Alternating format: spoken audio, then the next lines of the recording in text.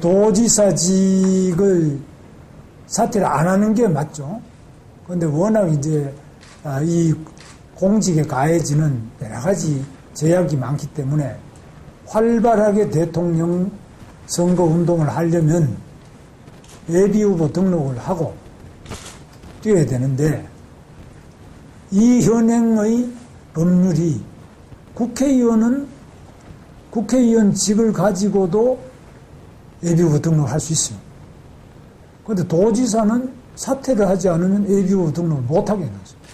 그래서 굉장히 잘못된 법이지만 이게 현행의 법이기 때문에 사퇴를 해야 안 되겠느냐, 저는 그런 결론을 내렸습니다. 그러나 그런 생각을 하니까 그럼 언제 사퇴할 거냐부터 시작해서 왜 뽑아줬는데 사퇴를 안 하느냐, 소송을 하겠다, 도민에 대한 배신이다, 뭐 여러 가지 반론이 또 많이 나옵니다. 아시다시피. 그래서 이 딜레마예요. 이렇게 가면 이런다고 안 된다고 그러고, 저렇게 하면, 그래서 이 미국 같은 경우는 아시다시피 미국의 어떤 주지사도 대통령 나온다고 사퇴한 사람이 없습니다. 미국의 어떤 상원 의원보다도 불리하지 않게 경쟁을 합니다. 미국의 세니터나 가거너나 법률적 선거법상 아무 제한이 없죠. 그런데 우리는 국회의원은 자기들이 국회의원직을 가지고도 예비후보 등록을 해서 또 별도 모험도 하고 사무실도 국회의원사무실 또 꾸리고 마음대로 할 수 있게 해놓고, 우리 행정직에 대해서는, 도지사에 대해서는 못하게 사표 내고 해라 이렇게 나와 있잖아요. 이게 잘못된 거죠. 이것은 정치 선진화를 위해서도 법을 고쳐야 된다고 생각합니다. 그래서 저는 필요하면 헌법 재판을 청구할 준비를 지금 법률 검토를 하고 있는데, 그러나 현행 법률은 법률이기 때문에 그 자체를 또 존중해야 됩니다. 그게 공직자의 기본 아닙니까? 법이 문제가 있다 하더라도 지켜야 됩니다. 그래서 합법적인 테두리 내에 대선 운동을 하려니까 할 수 있는 게 아주 제한입니다.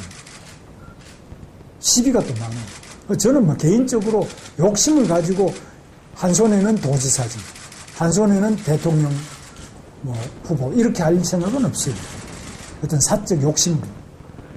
그러나 대한민국의 정치 선진화와 도민들께서 저를 뽑아준 많은 분들하고 상의를 해보니까, 당신이 경선 때까지의 경선에서 당선돼가지고 새누리당의 공식적인 대통령 후보로 뽑힌다면 그때는 사퇴하는 거에 대해서 크게 반론이 있겠느냐. 그러나 지금은 그 자체가 아주 불확실하고 가능성이 자기들이 볼 때는 아주 적다고 보는데 왜 사표를 내고 도정의 공백을 가져오냐는 굉장히 큰 반론에 제가 시달렸습니다. 그래서 일부 시민단체는 소송을, 그 보궐선거 소송을 제기하는데 수백억인데, 저는 사실 아시다시피 재산이 5억도 안 되는 사람인데 100배씩의 이런 벌금을, 소송을 물어줄 실질적인 능력이 없어요.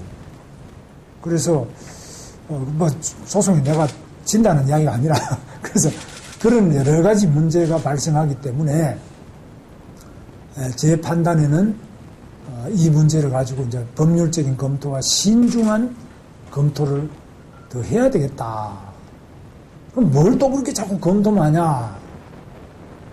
바로 우리 대한민국 정치를 선진화시키고 한 단계 높이고 그 지평을 넓혀 나가기 위해서는 많은 고심과 또 모색, 때로는 심한 비난을 받을 수도 있다. 그렇게 생각하고 있습니다. 그런데 지금 모든 선거법이나 법이 국회의원 자기 중심으로 되어 있어요. 국회의원들이 이런 법을 만든 것은, 저도 국회의원 할 때 이 법을 같이 제정한 사람 중 한 사람이 있습니다만은, 국회의원들은 자기 도전자에 대해서는 가능하면 기회를 주지 않고, 시장, 군수, 도지사 이런 사람들은 기회를 적게 주고, 자기들은 아주 자유롭게 하는 여러 가지 법이 많은데 그 대표적인 악법이 이 법입니다. 저는 그렇게 봅니다. 명분은 여러 가지 있어요. 같은 법은 어떻고 이렇게 하는데 그거 다 하나의 명분이고, 내용상으로는 법을 만드는 입법권자인 국회의원들의 기득권을 배타적으로 보존하기 위한 대표적인 정치 악법이 이 법이라고 저는 생각하고 있습니다. 그러나 그 법을 뭐 제가 안 지키겠다는 건 아니고요. 그럼에도 불구하고 법은 또 지켜야 됩니다. 악법도 법이기 때문에. 지금 방금 말씀드렸는데 경선의 시점에서 경선에 이기면은 대통령 후보로 공식으로 되는 거 아니에요? 지금은 이제 경선에 내가 대통령 후보로 출마만 선언했지 공식 경선의 후보가 되면은 그때는 사퇴하더라도 별 반발이 없을 거거든요. 도민들이나 여러 문제에서. 그런데 전당대회에서 경선 시점까지 여러 가지를 그 사퇴 시점의 계기가 그 점이 될 것으로 보고 있습니다. 완전 국민 경선제는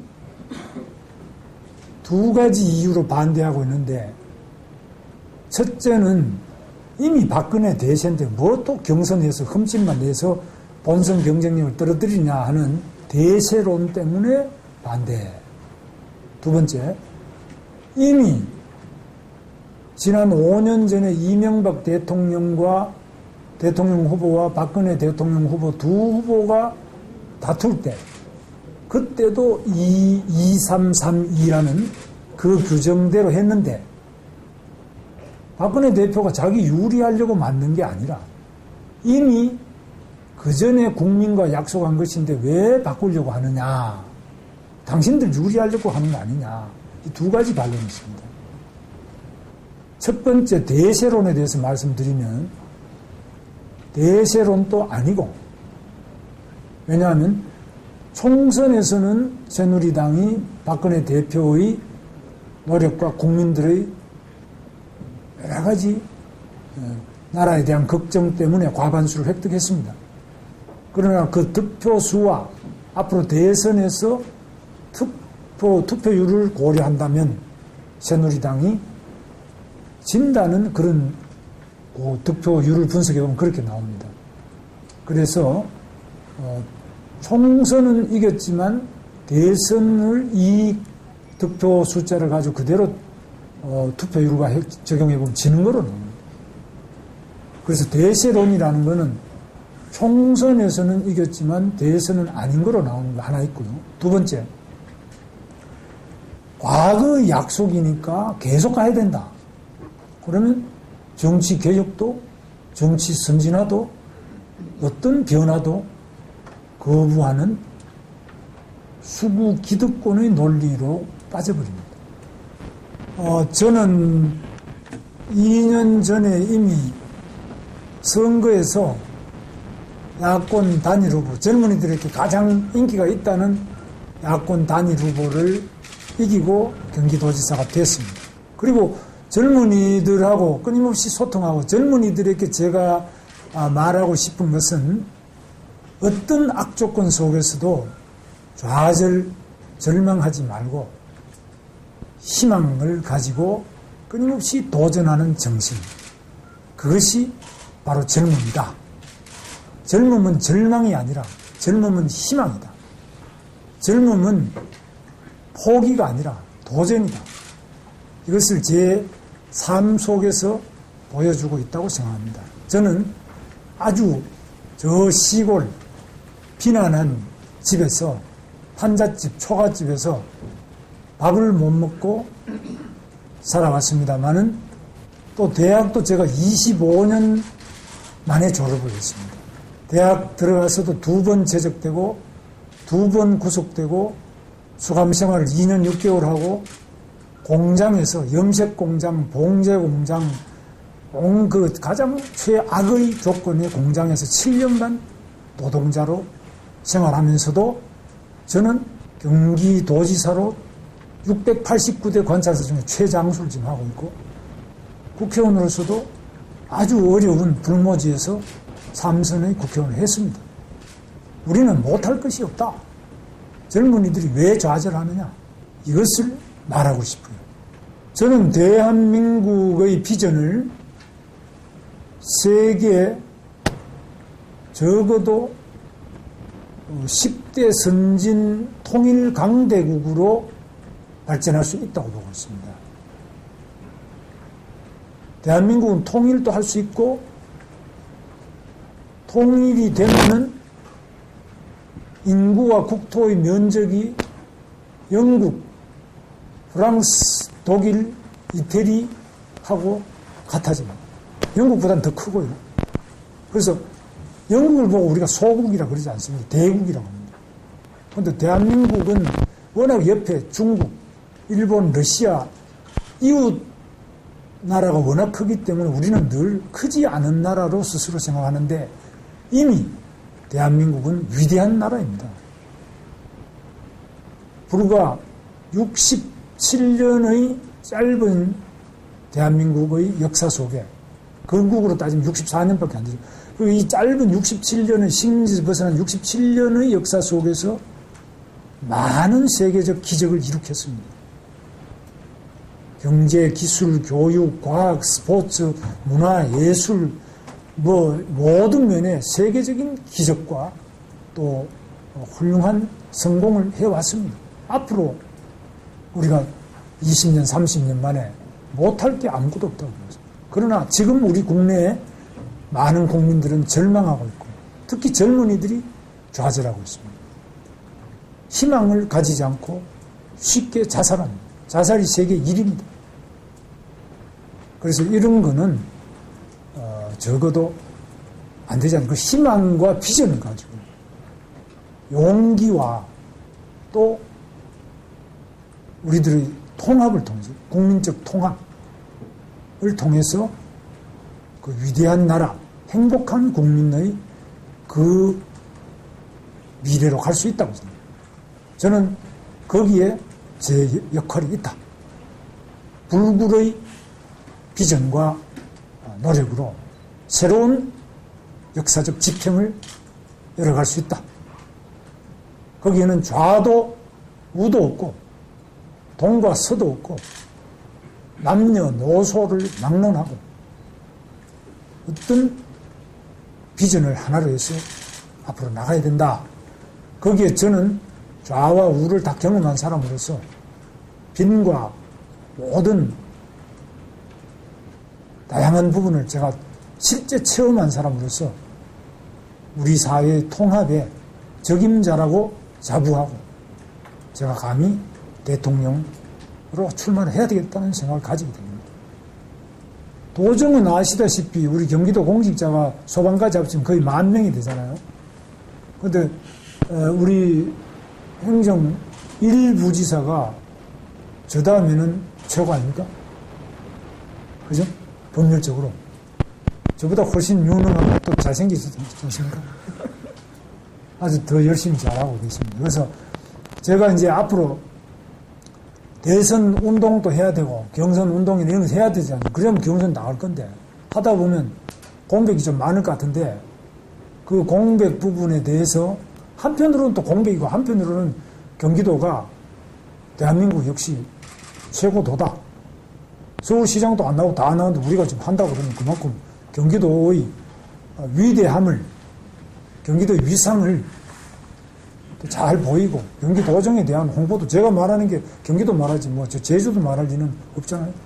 그래서 그런 점에서 꼭 손실만 있다고 저는 보지는 않습니다. 그러나 우리 언론인들께서도 혼란스러워하고 공직자들도 이거 어떻게 되지? 뭐 여러 가지 혼란과 어려운 점이 있을 겁니다. 그 점은 제가 대단히 죄송스럽게 생각하지만 그러나 완전히 사직할 때 비해서는 그래도 좀 감내할 만한 수준 아니냐 이렇게 봐서 한데 다만 우리 김성열 부지사님부터 비롯해서 경기도 공직자들이 매우 유능하게 잘 한다고 보고 또 우리 윤주영 위원장부터 시작해서 우리 조합원들도 많이 도와주시고 언론인 여러분도 많이 좀 도와주십시오. 아마 도의회에서도 많은 비판이 있으실 것으로 보고 있습니다. 그러나 어느 것이 과연 옳은 길이냐 하는 점에서 저도 많은 고심을 하고 있고 또 저 혼자서 그냥 무조건 밀고 나가는 것이 아니라 대화를 하면서 최선의 길을 모시게 나가겠습니다. 저는 뭐 자리에 연연하거나 또 자리를 가볍게 생각하거나 또 약속을 어기거나 또 미래의 도전을 포기하거나 그 어느 것도 아닌 그 모두 속에서 저를 고심하고 또 의사를 결정해 나가죠. 지금 또 와 있잖아요. 안 그렇습니까? 저는 지금 또 와 있고 우리 모두에게 기회가 있다. 저는 그렇게 봅니다. 우리는 북한의 김정은이나 이런 체제하고 달라갖고 거기는 기회가 없잖아요. 우리 대한민국에는 누구에게나 기회가 열려있다. 미국에도 3억이 넘는 인구 중에 하필이면 왜 오바마냐. 그러나 기회가 열려있다는 걸 보잖아요. 대한민국도 마찬가지다. 저만이 아니라 이 자리에 앉아 계시는 여러분만이 아니라 누구에게나 열려있는 이 기회, 이것이 바로 위대한 대한민국의 첫 번째 징표랍니다. 저는 그렇게 봅니다.